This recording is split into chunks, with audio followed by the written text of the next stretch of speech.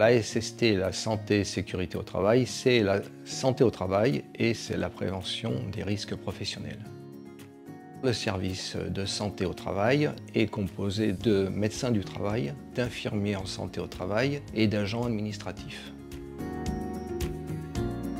Le service prévention de la MSA Dordogne-Lot-et-Garonne se compose d'une équipe de 10 personnes, 7 conseillers en prévention qui sont répartis sur le territoire, Dordogne et Lot-et-Garonne, 2 assistants et un responsable de service qui est aussi conseiller de terrain. La MSA travaille avec un plan pluriannuel de santé-sécurité au travail du niveau national et l'objectif c'est vraiment de le rendre concret et qui s'adapte vraiment aux besoins de notre territoire. L'objectif, c'est de s'assurer de la bonne adéquation entre l'état de santé des salariés et les conditions de travail, ainsi que les expositions professionnelles, par exemple les troubles musculo-squelettiques, le risque psychosocial. Nous avons des visites médicales d'embauche, des visites médicales périodiques, des visites médicales pendant l'arrêt de travail et en reprise en fin d'arrêt de travail, ainsi que des visites à la demande des salariés ou des employeurs.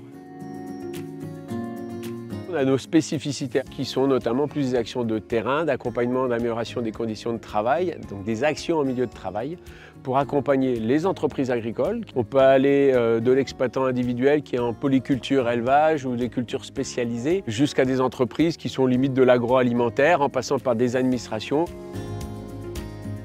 Nos moyens d'action sont diversifiés. On fait du conseil, de l'accompagnement individuel, de la formation, de l'accompagnement collectif, des aides aussi financières.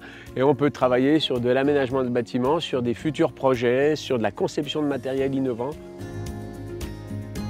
Sur les formations, on accompagne les agriculteurs et les adhérents dans beaucoup de domaines. Au niveau de l'élevage, manipulation et contention des bovins, conception des installations, la conduite des engins élévateurs, notamment les nacelles de taille en arboriculture.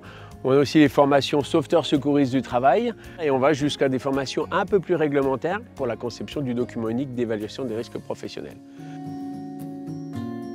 Les aides financières, il y a plusieurs dispositifs. Ces aides financières ont pour objet d'accompagner l'entreprise dans l'amélioration des conditions de travail. L'aide financière est toujours issue d'un diagnostic partagé entre l'entreprise et le service prévention des risques professionnels. Il n'y a pas d'aide systématique. Une autre action aussi de nos services, c'est d'accompagner les entreprises qui ont des instances représentatives du personnel. Nous participons aux réunions légales, les C2SCT, les CSE. Sur l'aspect réglementaire, nous, l'objectif, c'est de vulgariser un petit peu les textes pour que derrière, ça devienne concret et qu'on puisse mettre en place des actions.